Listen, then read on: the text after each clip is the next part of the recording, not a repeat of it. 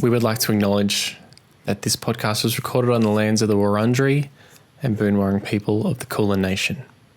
We value their cultures, identities, and continuing connection to country, waters, kin, and community. We pay our respects to their elders, past, present, and emerging. James, listen, mate. Listen, edge of your seat stuff, this is important. After 26 years, Twin Peaks would return to our screens. Kendrick Lamar's Humble would go on to win the Hottest 100. A waitress would drag a huge goanna she thought was a dog out of a New South Wales restaurant. We sadly farewelled satirist and comedian John Clark, and there was a total solar eclipse. The year was 2017. I'm Rich. I'm James. We watched Flatliners. And The Florida Project. And that's popcorn. Their behaviour's not good. I'll stop you now, right there, because... The Swapties. One lamb kebab. I've abandoned my child! Now, give me money. So tell me, who sent you? Listen, mate, this is important. Now it's been over. Oh, survivors.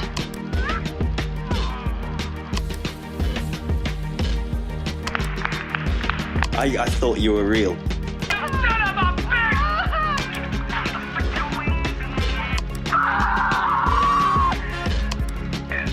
That's popcorn. That's popcorn.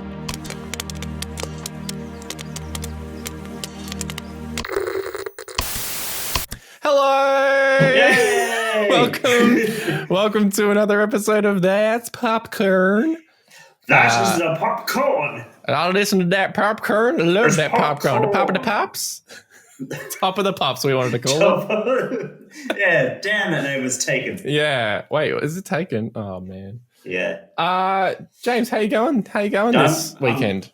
I'm going well. It's a sunny day. It is a sunny day, so we decided to stay inside and record a Stay podcast. inside because it's good to be inside. It's so good to be inside. I can't get enough of it.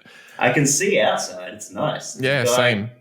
There's a guy cleaning a street sign. He's been at it for about 15 minutes now. Oh, it must be sparkling. Yeah, it still says no standing. But it's a sparkling no standing. Yeah, people. If people stand around that sign, then he's going to be upset, I think. If anything, now it's too shiny and the sun's just glaring off. You can't see what it says. You can't see what it says. Oh, It's a man. matte finish. All I can see is like brutalist architecture. Ooh. Yes. It just looks like concrete. Mm. The reflection in the window of a larger world out there, but it's just it's not within my reach. It's got a bit poetic. Welcome to That's Popcorn. If this is your first episode, hi, welcome. Thanks for listening. We love you. This is how I'm going to tell you. We love you, specific person that's listening to this. That's it. Me and Richard did talk about this beforehand, how we both love you. Yes, we wrote it down. It's on my fridge. We both said to each other, James, I've got something to say. And then you're like, oh, you have something to say too. And I'm like, okay, let's write it down. We'll fold it. We'll pass the papers to each other, which was hard to do. It was like the newlywed game where the host asked us, who do you love? And we both had to write it down. Yeah. And then we had to guess. I had to guess who Richard was going to say. And we said the same thing. Yeah, we just said you. Yeah, we said you, listener. It was really confusing because we looked at each other and we're like, well, now I have the note. So where's the context of this note now? But we figured it out. It was you, the listener, listening to this episode, what I think is episode 8, I want to say. Yep, that checks out. Let's go with that. Episode 8, which is fun. That is fun. Yeah, we watched 2 films from 2017. 2017, now known as the FL year. The FL year? 2017, we're calling it. 2017. 2017. Let's kick it off with The Florida Project, the good film of the year, for which you will hear/see the trailer now. Thanks for calling the Magic Castle, it's Amber. Yeah, sure do. $38 a night.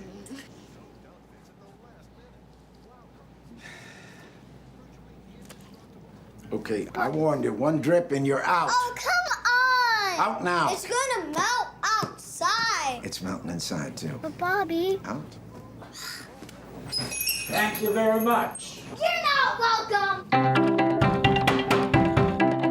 The man who lives in here gets arrested a lot. These are the rooms we're not supposed to go in. But let's go anyway. Could you give us some change, please? The doctor said we have asthma and we gotta eat ice cream right away. Here you go. Hey, Lee, we got a situation here. Open up. It's only second week of the summer and there's already been a dead fish in the pool. We're trying to get it back alive. Water balloons thrown at tourists. Boobies! Boobies! I failed as a mother, Mooney. Yeah, Mom, you're a disgrace. New job? Yeah. If you're working, who's looking after Mooney? You're not my father. I don't want to be your father. You can't treat me like this. You don't think everybody knows what's up, Haley? Everybody. She's about to cry. I can always tell when adults are about to cry. Why is my mom yelling? They're just talking. They got to figure something out.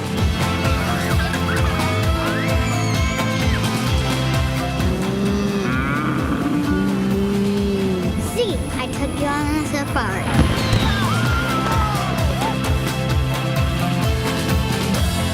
Whoa. Let's go, come on. Have a nice day. Love you, Bobby! I love you, too. That was the trailer for the Florida Project from 2017.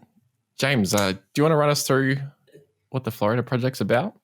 Yeah, I guess I can do that. That's a nice handover for you to do when I wasn't expecting it, because to tell you the truth, like the Florida Project doesn't really have a story. It's like a slice of life, I guess you could say.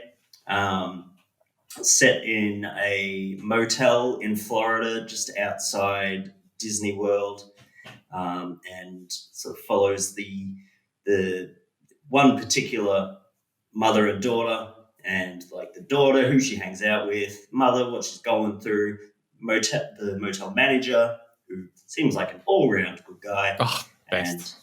And just follows them. And I'm not doing it justice at all by just sort of giving it a sort of glossed over look like that, but it's very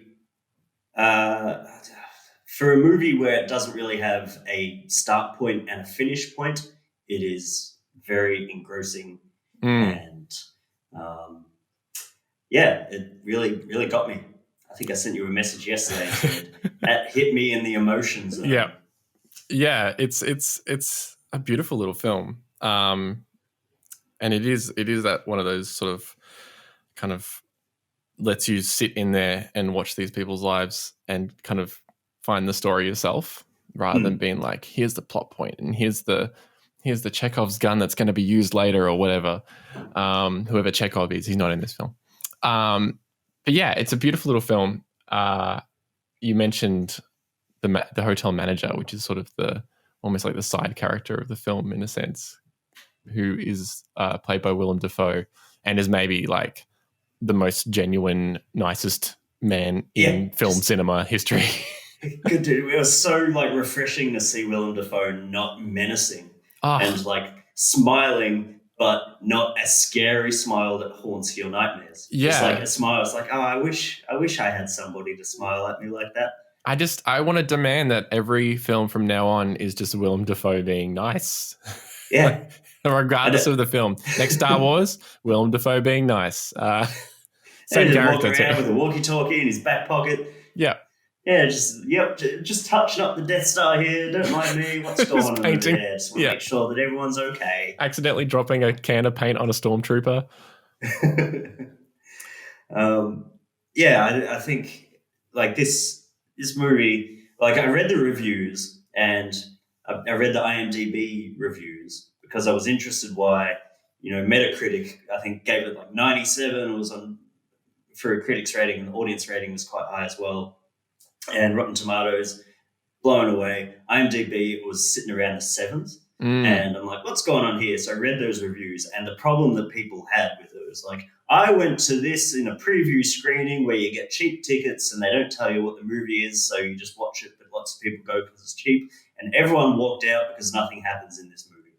So I think it was very much people who were expecting Fast and the Furious set in Florida. Actually, is Fast and the Furious set in Florida? I have no idea. Fast and the Furious is set on a different planet, I think.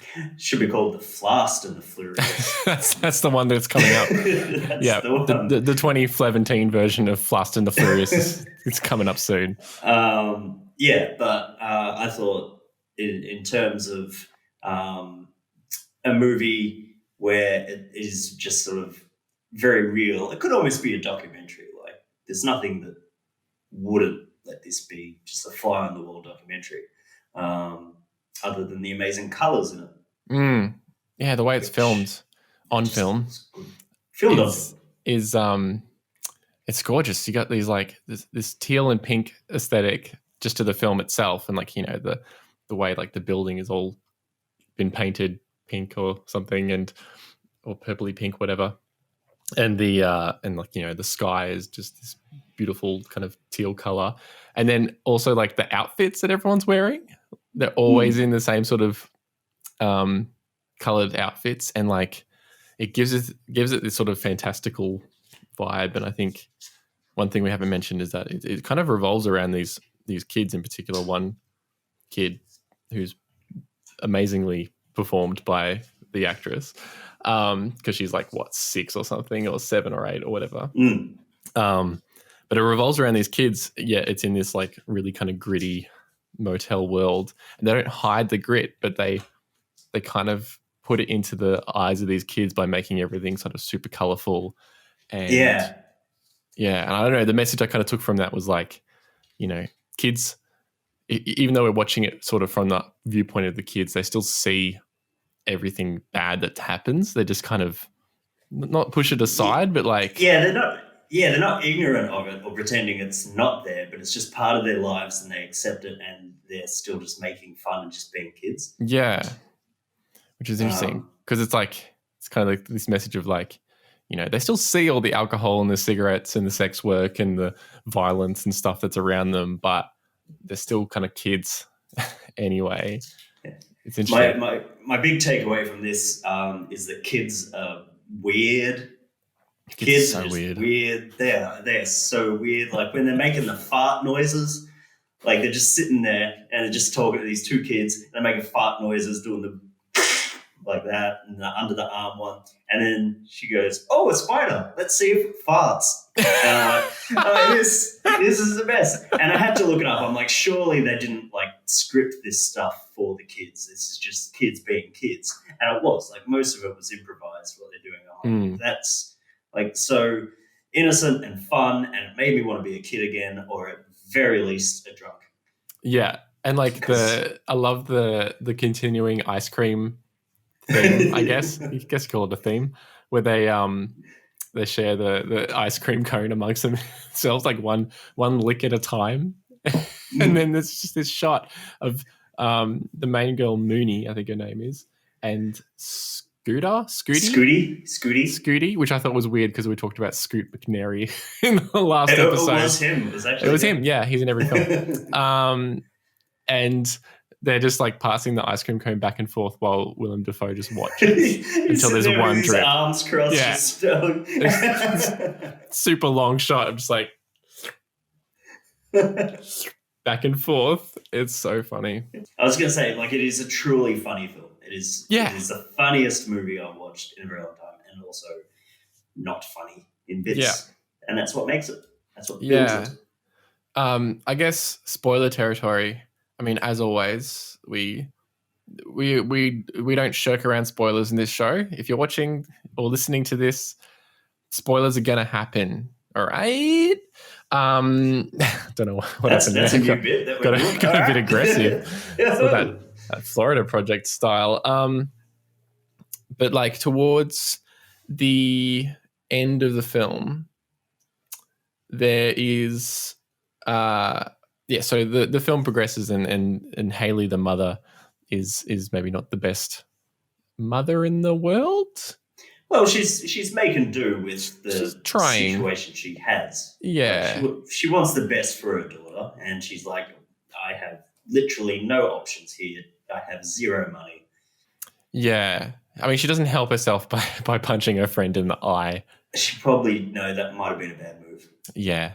But it escalates, and eventually child services come to take away Mooney, and then she runs away, and then she has this like crying performance, which I'm like, there are adults that can't do this. I don't know how you're doing like this performance. There's just one line that just got me, and I'm like, no, I can't. I'm dead. I'm sitting there, my cat's looking at me. I'm just like, I need a tissue. This has really hit me hard. But then the friend, I can't remember the friend's name. Red hair. Gracie? Yeah. Or, yeah, something like that. She like takes her hand, and then they run off into Disneyland. What did you... That sounded like I was doing like a Metallica song. Take my hand, run off into Disneyland. What do you think of the end? Yeah, well, just to clear something up, because I feel like it's Florida, Richard, so it's Disney World. Disneyland is in Anaheim, California. Right. Well, that ruins the Metallica joke. Yeah. Well, I just... You need to be right about these things, okay? Thanks. Okay. Cool. I'm very precious about Disneyland and Disney World. My pay. I do remember one of the first things I said to Nat, your partner, was we're in the taxi coming back from the tote, and I said, I talked to someone tonight who'd been to less than 3 Disney Worlds. I can't believe there's people who have only been to 3 or less. How many are there? There's like 7. What? No. Like when you include, there's like 2 in Japan. Right, okay. You got Euro, you got Hong Kong, Gee. 2 in America. I've been to one of them.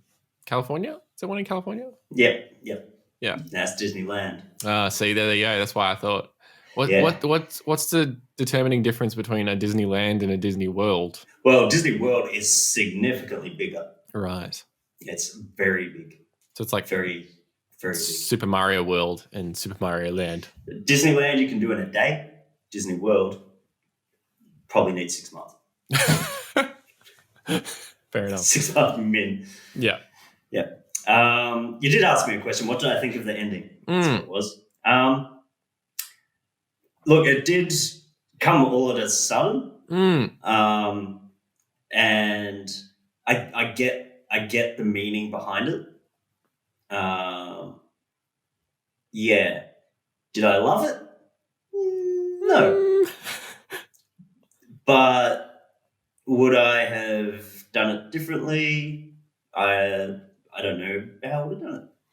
Yeah. So I guess for context, for those that haven't seen the film and are not going to see the film, or for those that have and don't know what we're talking about, right at the end is like a record scratch moment where the music comes on like real strong into this kind of like hokey, like yeah, Yep. And then it shifts from what has been 2 hours of like beautiful cinematography and film, like, you know, nice colors and everything, to what I've discovered was actually just shot on an iPhone, and they just run into Disney World. Thank you. And I'm like, I get the meaning, I guess, because they're, you know, running away to the fantasy land or world or whatever. And I get the reason for using an iPhone because they're not allowed to film. Because they can't get permission. But I just don't know if it works. I don't know. It really kind of, and then it's just over. And the film's just done, and you're like, okay. Yeah, because there's that like super emotional scene, and that's got you, and you're just like, and then all of a sudden you're in this in like an iPhone ad. Yeah. And yeah, it was pretty sort of jarring out of nowhere, but yeah, like it's not bad, it's just unexpected, and yeah, I still I get it. One thing that I do want to mention, like when I started watching it and I could see these kids playing in a motel and they're getting around, it's like, I know where this movie's going and it's gonna be bad. Like there's something horrible is gonna happen. And I'm so glad it wasn't one of those movies. Like I was like, oh, there's gonna be a child dead in the pool and then it's gonna be awful. Okay. Like it didn't go anywhere there. Like, yeah, and they kept it relatively like there was bad things happening, but nothing like this is a movie, big dramatic, death or something. Yeah, there was no sort of like this is what the movie is about. Now we're in, the mystery around what happened to the boy or something, which I'm so glad didn't happen. I think that's what elevated this from being just a good movie to a great movie because it was real and it was very, very real.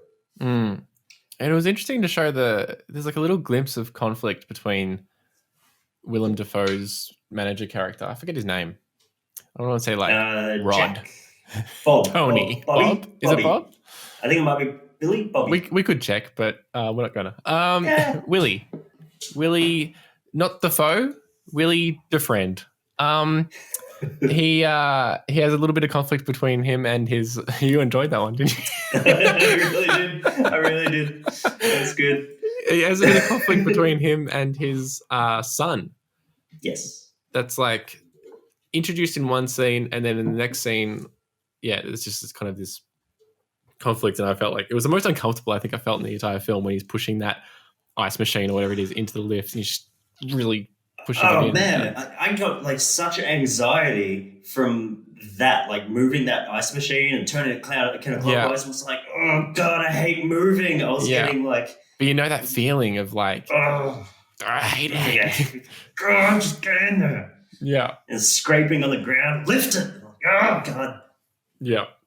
And then there was another scene where the two kids are eating jam on bread, and I'm just like, you're just gonna get sticky. You're getting sticky. You're gonna get sticky. You're getting so sticky. I hate it. I hate sticky. I love that the film opens with Celebrate by Kool and the Gang. I knew that I was in for a good film when that came on. Instantly sets the vibe. Yeah. Have you seen the previous film by the same director? Tangerine? I haven't seen it, but I've seen bits of it. When I was reading through the reviews, it was interesting because there was one where it was like, the last film, Tangerine, was amazing because it told the story of sex workers and how, they're people too. But this movie is just a mother who swears in front of her child and it's awful. And I'm like, whoa, okay, select empathy there. Yeah, I mean, I guess it's like, it's a different film. I don't think it there was a little bit of a tinge of like hating on sex workers, I think, in this film. But I don't know if it like goes out of its way to be like sex work bad. I think it's more talking about the fact that she's doing this in a place with her daughter in the next room. And I think there's a difference between people who choose to be sex workers and people who are forced into a position where that's literally the only way they can survive. Yeah, and she's already tried hawking perfumes to people in. I didn't know that was a thing, but yeah, I didn't. I'm surprised how successful she was with it, to be honest. Me too. Someone comes up to me and they're like, "Do you want to buy this like bottle of Chloe?" And I'm like, "No, thanks." No. I don't know who you are. I do like that when they went into the hotel and just sat down at the breakfast buffet and just say their room number, and then they're like, "Yep, that's fine." I'm like, I'm going to start doing that. I'm going to take advantage of hotels, which aren't open. I love this little bit of trivia that they just wrote the helicopters into the film because they couldn't afford to clear the airspace. That's good. Which is like, that is good. Fair enough. And the scene where they find the abandoned, I think it's like abandoned motel. Yeah, it was like abandoned condos. That's probably like the biggest sort of like dramatic thing where they just kind of set fire to that. that whole place. But, kids will be kids. Kids will be kids. Kids will be kids. Because I assume it was over summertime, and that's why they weren't at school. Because there's one point where they talk about going to school, but like they don't want to go. I don't know. Yeah, it's actually when Willem Dafoe's character is talking to the heavily augmented older cowboy hat wearing husky. She's great. She's the best character in the film. She's like just sunbathing topless with like open alcohol or cocktails or something, and he's trying to like stop her from doing that. He's like the kids, they're there, and I think she says like, why aren't they at school? And he's like, it's spring break or something. Yeah. So well, it's not spring break. I mean, they're not in Florida for spring break. They're a bit young for that. I mean, if it's a break at spring, is it not a spring? I don't know about American things at all. Yeah, no, me neither. Anyway, and then he covers her up. Oh my God, call the sheriff. He just touched my titty. So good. It's very good. When I was younger, and also still to this day, I have this sort of weird romantic idea about motels, and I'm like, one day when I'm older and have lots of money, I'm going to buy an old motel, and that'll be my house, and we'll all just like sit by the pool, and that'll be our life. You just have like individual rooms for different things. Yeah, it's like I'm going to go into the lounge down in 232. You'd so forget something in one room, and you're like, I have no idea what room I left this in. Yeah, that's very true. We'll just get a small motel. It's not going to be as big as this motel. Yeah, more of a psycho motel. All right, did you pick up like this? This is really saying a lot about America. So at the start of the film, when the power goes out and someone's yelling, it's like, I pay $1,000 a month to live here. Like $1,000 a month to live in a motel room that's like tiny. That's why it's stuffed. There you go. Yeah. How? Like, if that's what $1,000 gets you, how does anyone live? Yeah, it's insane. It's absolutely insane. Plus, they have like health insurance and stuff like that, and yeah, no good, bad. Bad. I also wonder if they are actually paying $1,000, but well, I mean, it was $35 a night or something. Do math. Okay. No. Yeah, me neither. But and then there's a scene where the Haley character has to go to the other motel for like a night or something. I didn't quite understand the reasoning behind that. It was because you can't establish tenancy. Like it's against the motel's rules to let people live there. So once every 30 days or something, they'll be like, okay, you have to move out. Yeah, and so they're just kind of rotating across from motel to motel in the area. It's that was the bit where I was just kind of like, man, this is not a life. This is not a good thing. It's living that close to Disney World isn't as dreamy as you would think. No. Except I do like the idea of being able to go and sit down and watch fireworks for free. Yes. Would do that. Yeah. It was whose birthday was it? Was it?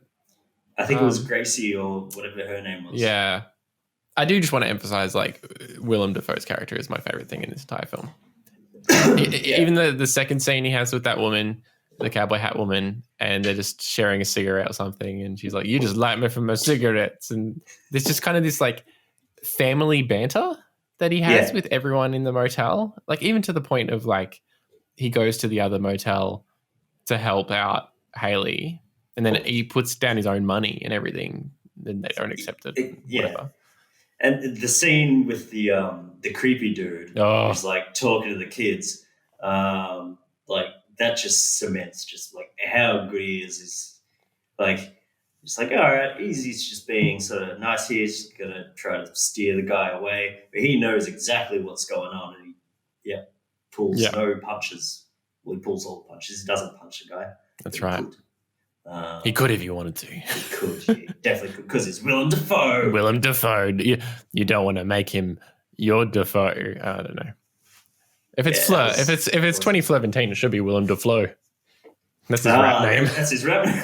That's good. Oh, there's got to be a video somewhere of Willem Dafoe rapping. I feel like there is a music video of Willem Dafoe somewhere. Yeah, he'd just be menacing. Yes. He's a menacing looking guy, but not in this. Like I've said, this is him in a whole new light. Friendly dude. Dude. So Florida Project, you're at the what's it called? Snack bar? The snack bar. Mm-hmm. Yep. I'm definitely getting a ice cream. Ooh. And I'm getting waffles. Ooh. And maple syrup. Nice. I'm getting eggs and extra bacon. Extra bacon. And jelly. Don't forget the jelly. Don't forget the jelly. Yeah, getting all the things. This has been out of the good films that we've watched, and I mean this is the first time I'd seen this one, but this has been my favorite. Oh, better than The Boot. Yes. Or The Boot has been booted.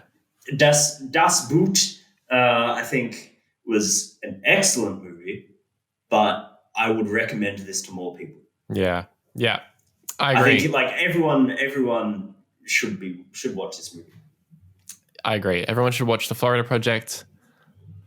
I'd maybe give it one big ice cream to share with all my friends. That's nice. But that's one lick at a time. Especially during COVID. Yeah. Oh no. We watched another film. Oh, sorry. I do need to mention, this is important, that Melbourne doesn't have enough shops that are shaped like the things that they sell. Right? Big orange, big ice cream. Oh yes, big ice cream. Big ice cream. What could we have? What could we introduce to Melbourne? A big bong. Big bong. Coming to Melbourne. Big bong. Big bong. I don't know. What else do we sell? Big record pint. Somewhere. Big pint. Mm. Yeah, that'd be just a big beer that you walk into. Yeah, big lobster roll. Big lobster roll.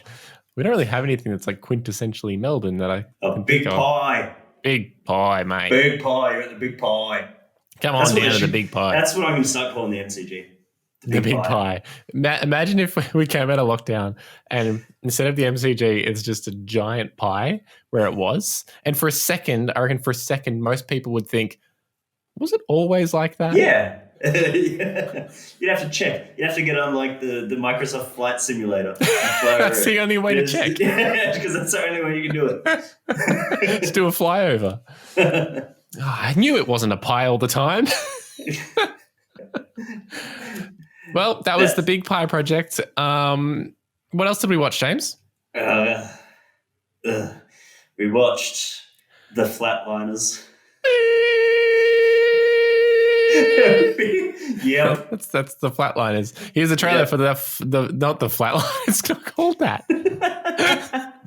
Here's the trailer for Flatliners 2017 Flatliners. Here we go.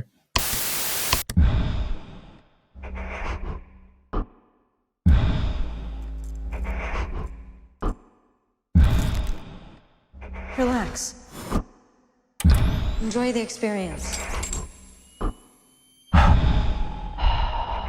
Counting off 60 seconds.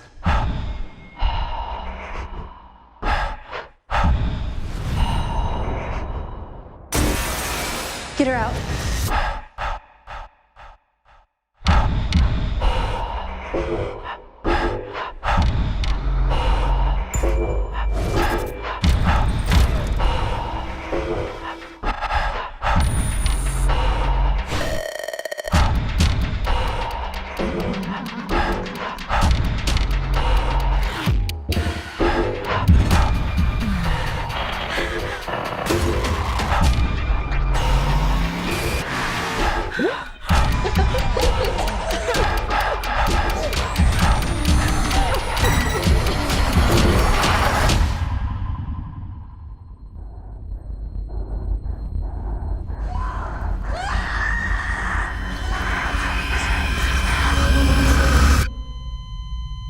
Relax. Enjoy the experience.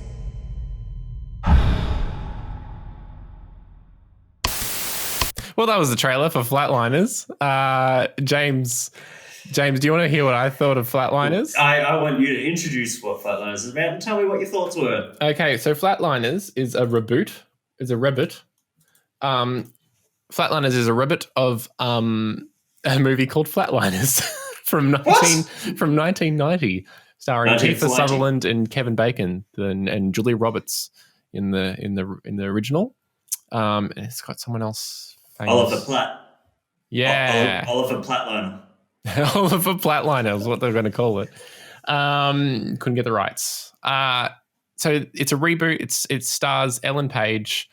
It's got Kiersey Clemens, who's in like everything at the moment, from like everything that no one's seen. I've never seen her before. I'm not even sure which actress you're talking about. The short-haired one that lives with her mum. Oh. Yeah. So she's in Hearts Beat Loud, I think, with dude from Parks and Rec. I forgot his name. Parks and Rec guy. Yep, that's the one. And she's in Easy on Netflix. And she's in something else that I saw not so long ago, but I can't remember what it is. But anyway, so it's a remake of this 1990 film. Basically, they're all student doctors, and Ellen Page's character has discovered that, or maybe not discovered, she wants to see what happens when you die and what you see, and then get brought back to life and then use that somehow because of science. So they go down into the basement of their hospital that they're residents in, which is like the biggest hospital ever, and they all have big like Harry Potter style cafeteria as well, which is kind of weird, but maybe real. I don't know. And they go down in the basement, and Ellen Page is the first one to go, and so they stop her heart, and then she dies for a certain amount of time, and then they bring her back. And then she basically is like on drugs. It's like she's on nootropics or something. It's like the film becomes limitless all of a sudden, and everyone can just do anything that they want. Yeah, it doesn't really explain exactly what happens, but it's like everything. It's like what would be they're writing in the script room, and it's like, all right, what happens when you do the flatlining? And then someone's like, all right, just no idea is a bad idea. And literally stuck by that because they put in everything. It's like, yep, you know how to do everything and you can do it all super well. You feel like the writer should have come in and be like, I know I said no idea is a bad idea, but somehow you found all the bad ideas. And you put them on paper. There's a bit where she's playing piano in the pub, and her friend's like, she's playing piano after all these years? And I'm like, you don't forget.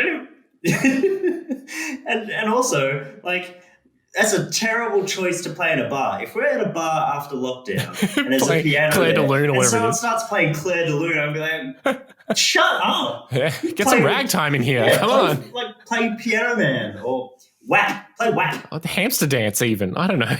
Yeah, just play anything. Play Runaway. Hey, that's a good piano one. And the person's like, she's playing piano after all this time. And also, like, they hardly even know this girl. Like, they sort of introduce the characters at the start, and she's like, she works with them. But so I don't know how they didn't know or did know how long it's been between her playing piano. It's a deleted scene, but the first thing she says to them is, I used to play piano, but I have no idea how to do it now. By the way, my name is Ellen Page's character. Yes, who knows? Who knows what her name is? So then they all go one by one. Well, not all of them, but most of them go one by one to do the flatlining, which they've made a name for it. I don't know how we got to like, we're going to do this thing to, it's called flatlining now. But okay. Yeah, when am I going to flatline? You need to tell us this about flatlining. Yeah, it's like a pop culture thing. It's like there's an article on Pedestrian about it now, and everyone's like, "Oh, flatlining! It's a new thing." And so they all go one by one to do it. And then there's like inklings of there's something wrong, and they're all being haunted by their past or something. And we discover, spoiler alert, that the film exists. We discover that the issue that they have is like sins or something. I still don't know. So I think what happens, this is how I would explain it to a grandparent. If You come back from flatlining, a ghost that represents something you feel bad about will come and get you, but it might not be a ghost, it might be real, and you might be dreaming, but you could be awake. I'm not sure which part is real and which part isn't. And then it's just silly. Yeah, so it is. I think it is evil, but it's not fake. So it's not like it's not because, like, for instance, the sex pest dude, whatever his name was, I will forever refer to him as sex pest dude. Sex pest dude, yeah, because that's all his character is. That's also, side note, far too eager to do it at the start when, like, she's explaining it, and he's like, "All right, here we go." I'm like, "What? No questions asked." All right, fair enough. But he sees, like, his ex or something, and she's not dead. So it was his ex, and then she stabs him in the hand with a knife. Yes, the knife is real. The knife is real. Ghost not real. Ghost, I think ghost real, but not actually X. Knife real? Knife real. Ghost real. Knife real. Not Ghost X. real. Not X. Okay. And then there's the other girl getting like chased by a jellyfish man. Yeah, because she's a murderer because she stuffed up like a... She stuffed up an autopsy report, which is apparently worse than murder. Yeah, look, that was a stretch, that one. Also, she's terrible as a person. And then, like, she's driving, and then Jellyfish Man Ghost, like, puts a plastic bag around her head, and then it flashes, like, you see that, but then it flashes, and she's just, like, driving down the street going, You're right. Like, she's the only one that... So is it in her head? I couldn't work out. No. I think I've got it. It's knife real, ghost real, plastic bag not real. Bag not real, jellyfish man not real. Jellyfish man real but not there. Gotcha. Yeah, obviously. Duh. There's some bad graphics in this that were... like afterlife scenes. They all look like kind of deviant art style. Do you remember deviant art? It was like online art where it might still be there. I don't know, but it's just like everything's just been made in Photoshop and then just like slightly animated a little bit. Oh god! Like the first one when Alan allegedly flatlines the first time. It's her middle name. And she's like walking down this tunnel that's filled with light, and it looks like an ad for the first Samsung Galaxy. It does. Yeah. And even the music is just like, yeah. And she's like, ooh, light. These are apps. Yeah, it's like a Telstra ad. I'm waiting for Thelma Plum to come on in the background. Don't you?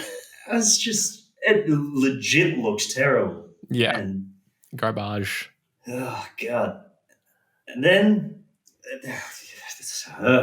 I'm getting angry. Like, the leaps that they make, so it's so hard for them. These are medical students, by the way. But it's so hard for them to understand why they shouldn't be doing it, for one. Then what's happening? And then, like, they make this giant leap all of a sudden. It's like, oh, I know what it is. It's the bad thing that you did once coming back to haunt you. Like, they make that leap in about 2 seconds. What? And no one questions it. Everyone goes, yep, I think you're right. I think I have to go make amends. Yeah, and I don't understand what making amends actually is. Because so the sex pest guy goes back to his ex and he's like there and he's like, oh, I've got a son. Okay. And then it kind of just cuts like without any resolve. And then he goes back and he's like, yeah, I've sorted everything.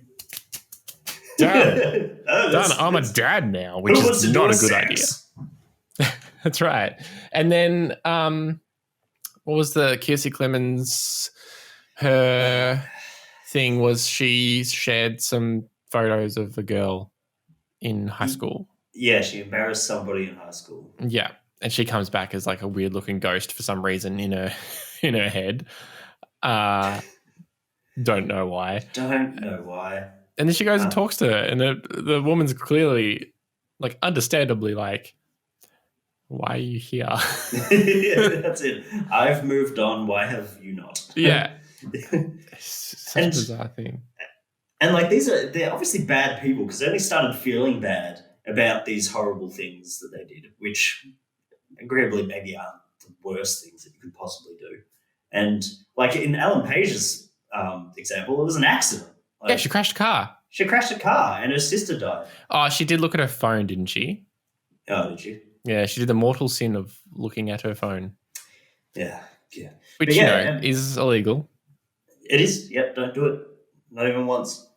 So many questions. Okay, so the sister comes back and haunts Ellen Page. Yep. And then the friends get a video message from Ellen Page, which happens just before this is the thing. But can they hear the ghost in the phone?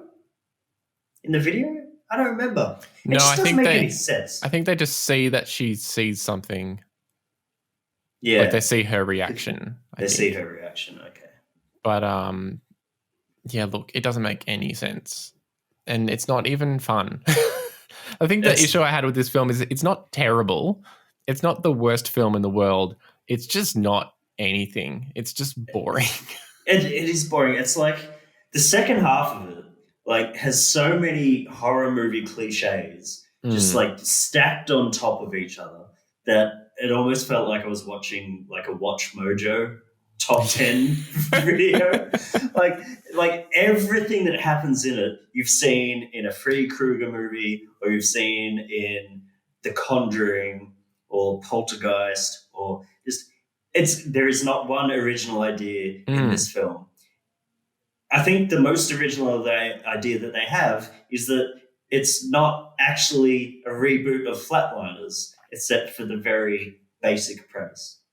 Like, I mean, it is though, isn't it? Well, it is, but like it deviates from the source material and introduces spooky ghosts. Have you seen the original? Because I haven't seen the original. Not for a long time, but it doesn't have stupid spooky ghosts. Oh, okay.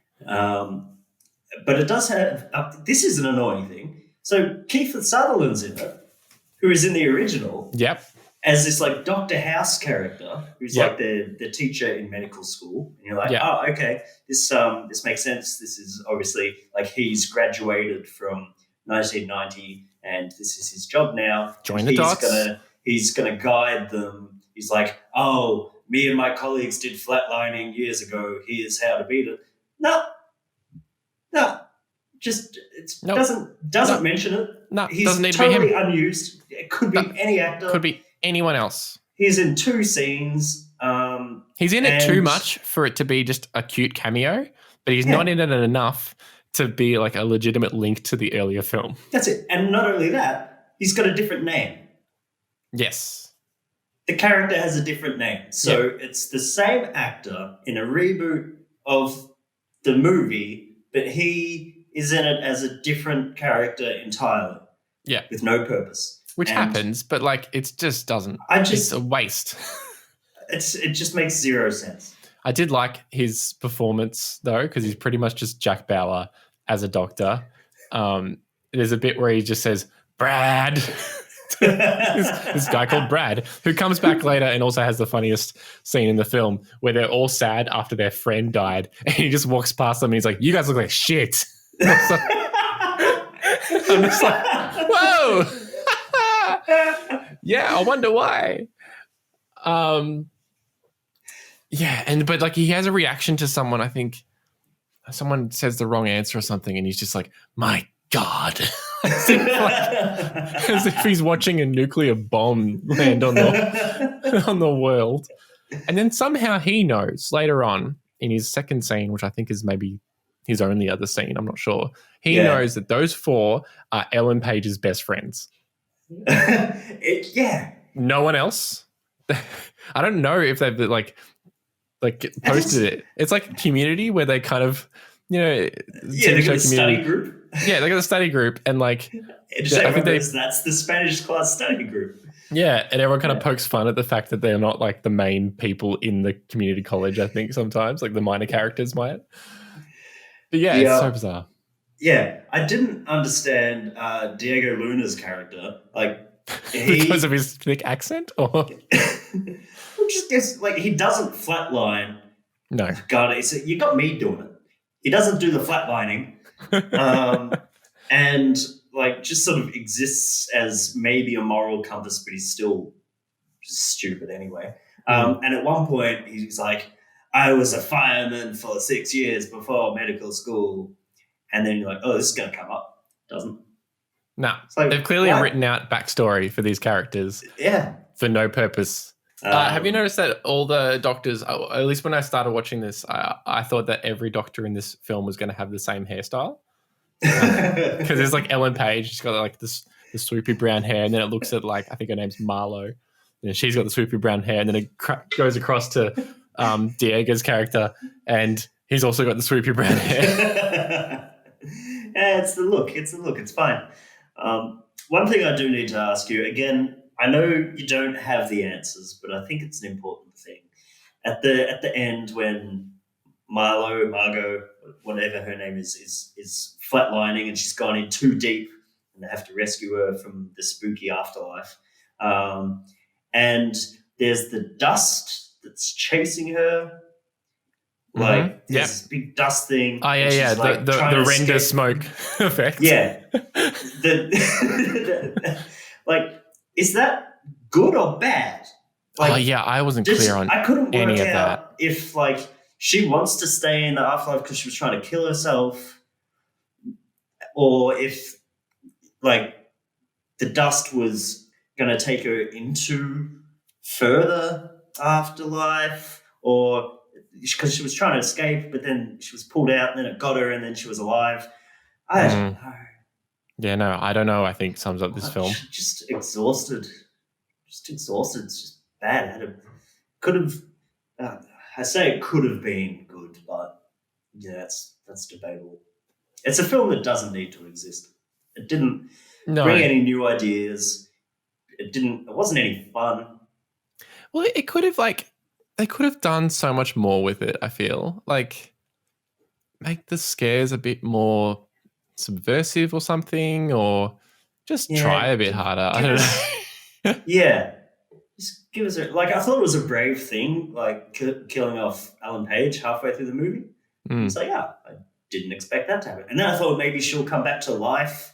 Like she'll be, because she's dead and the others are going to the afterlife. This will come in. Nope. No, it was just kind of an ambling to the end. Yeah. And then at the very end, they're back at the bar, and then there's the other man on the piano playing Claire de Lune again, and they're all just like, remember? Like, I'm angry. But what what the hell? How is he playing a popular piano song? I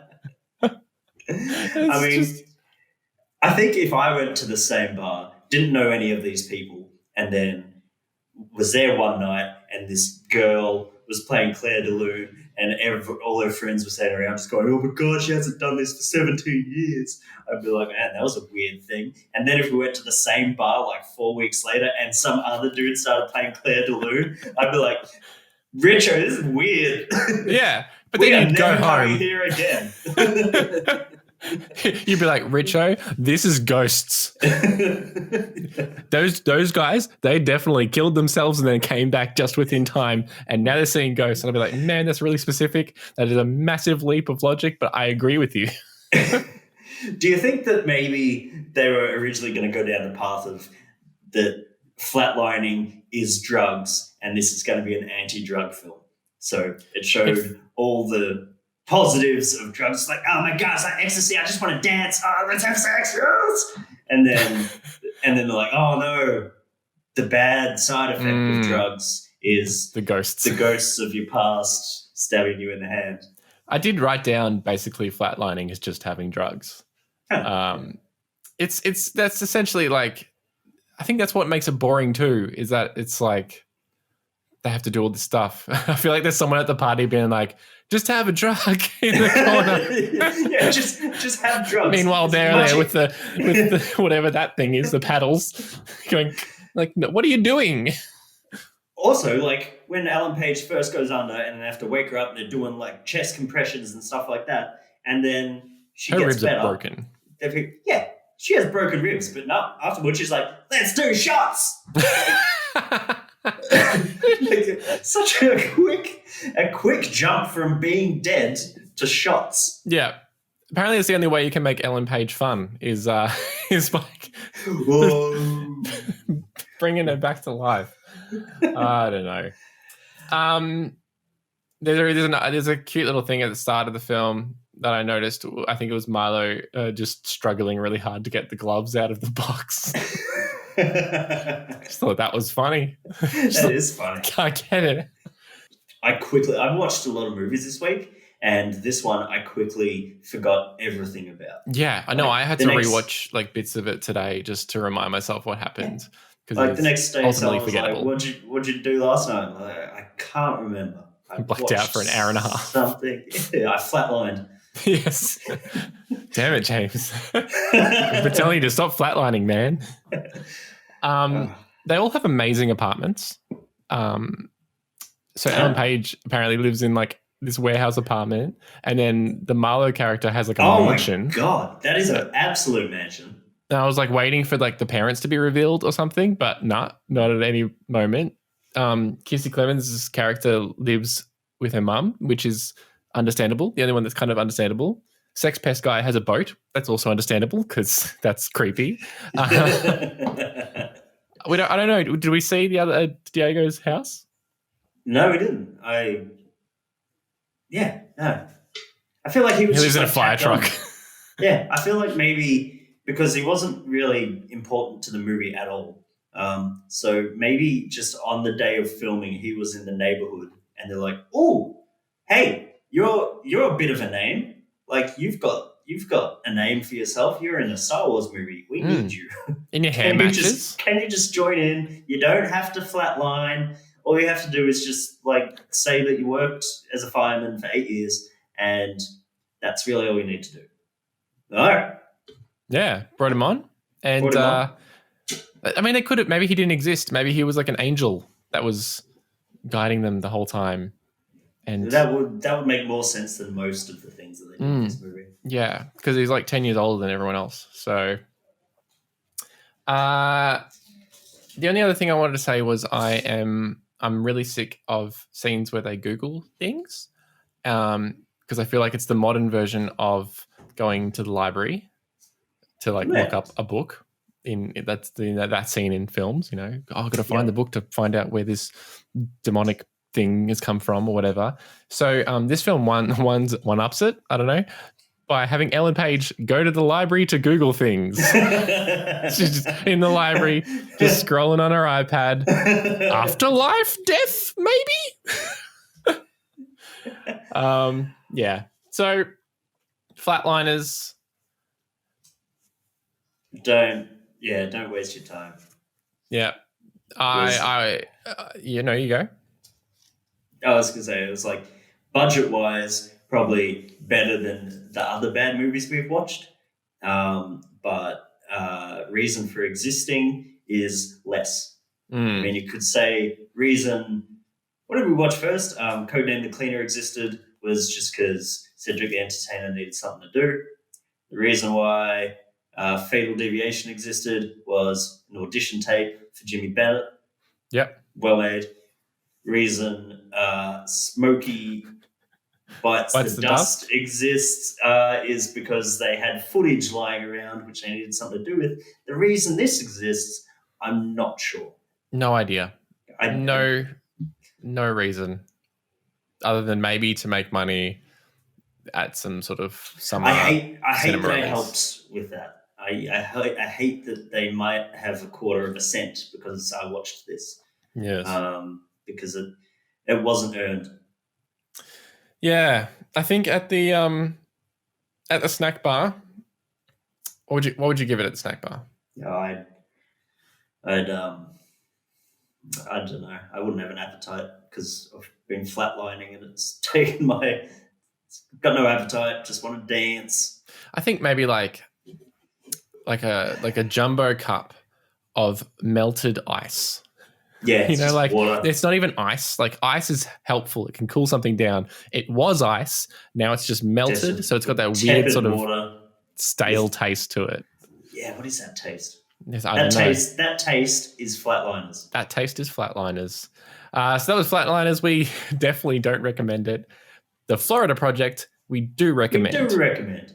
There's Don't a theme for this show. Watch the good ones, don't watch the bad ones. I mean, do what you want. We love you anyway. But we love you. We do. We've love established that. But just and don't get confused. Don't watch the Flatliners Project. That's a behind the scenes of Flatliners. Maybe we should watch that because it might give us some understanding of why this exists. Yeah, and just what is happening in it.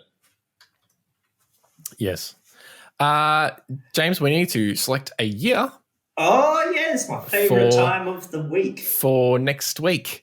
What would you like to set as the base year this week? Let's set the base year at let's set it at 85. 85 for the base year. And our top year, we just did 2017, so maybe 2025. We're watching future films or future films for 2017. Future films. Let's set it as 2005. Yeah? Okay. All Sounds right. good. Random number generator. Here we go. 1994. Have we done 94 already? No. 1994 is an excellent movie year. 1994. Well, that is a fact that I have. We will be back next week talking about 1994. James, what other films have you been watching? You got one recommendation? I watched quite a few films last night. I watched Natural Born Killers, a Stone movie. That is a bizarre film. Have you seen it? No. It is totally odd. It's like it was written by Tarantino. It looks like a DeviantArt page, to be honest. It is the credits go for about 19 minutes, like the closing credits, 19 minutes, and most of that is just the songs from within the film because it's just a playlist ongoing. The first 4 minutes of the film has like 20 songs in it. It's insane. Robert Downey Jr. plays an Australian. Again. I say again. And it's so over the top that it's hilarious. I don't know if I'd recommend it or not. It's overly violent, but it is something that you should watch if you want to know anything about movies. Natural Born Killers.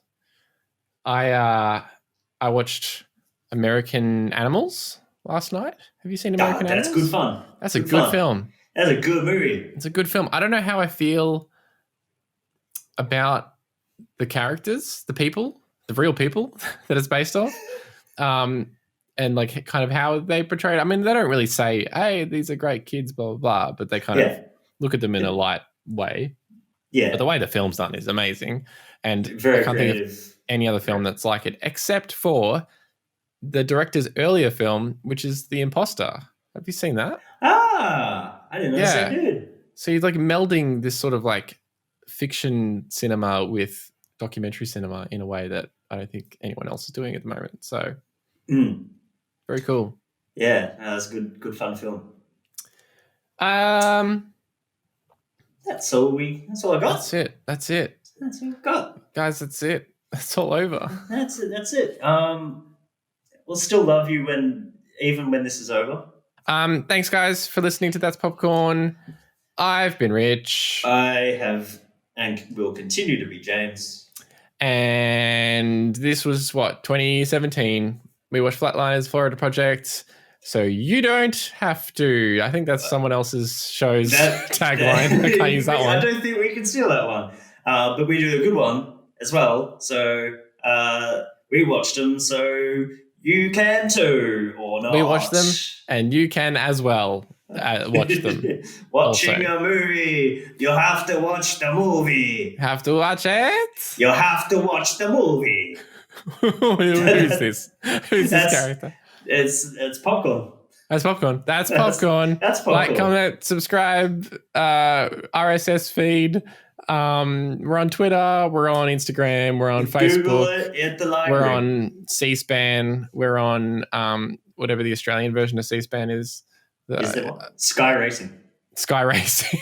Sky Racing. You go on Sportsbet and you can see us in between the guineas. Yeah, that's right. We're on the Weather Channel. We're on Max. They said they cancelled it, but they haven't. They just put us on 24/7. Yeah. Watch Mojo. Watch Mojo. We're on Twitch. Yep.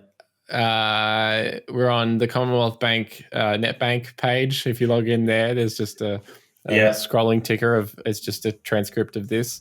There's an episode of Burjo's catchphrase on YouTube, and about 19 minutes in, it goes to one of the boxes, and it's us.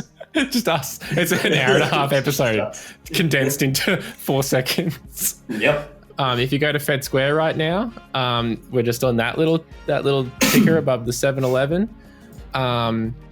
We wanted to get on the tally that's there, but we couldn't afford it. Yeah. That's it. We're doing the announcements at Flynn Street Station as well. Yep, that's us. Yep. Yeah. That's Popcorn. That's Popcorn. Bye.